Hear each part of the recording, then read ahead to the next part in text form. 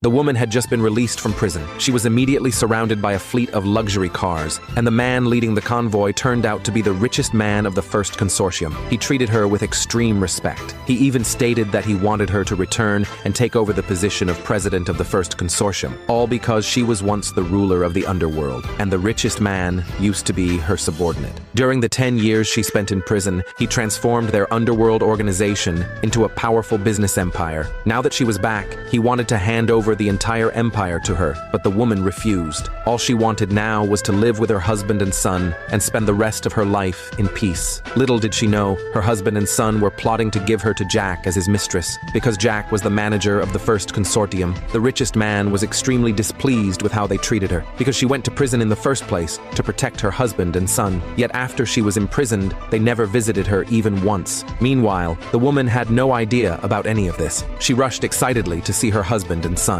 She happened to run into her son Tom, who was waiting for her outside. The moment Tom saw her, he looked at her with obvious disgust. Afraid that she might leave a bad impression on Jack, he tricked her, saying he wanted to buy her new clothes. Then he took her to a hotel. The poor woman thought her husband and Tom were planning a surprise for her. She was extremely excited inside. Without any suspicion, she entered the hotel room Tom had prepared in advance. Unexpectedly, there was a strange man inside the room. It was Jack. As soon as Jack saw her, ignoring her resistance, he tried to grab and embrace her. Meanwhile, her husband and Tom were standing outside the room, thinking that as long as they pleased Jack, their company would get a partnership with the First Consortium and eventually go public. But just then, Jack was thrown out of the hotel room by the woman. He didn't get what he wanted, and instead got a harsh beating from her. Seeing this, her husband and son quickly rushed to help Jack up. Seeing Jack injured, they shamelessly told the woman to apologize to Jack. The woman tried to explain that Jack had tried to do something terrible to her, but before she could finish, Tom interrupted her. Seeing Tom's fierce attitude,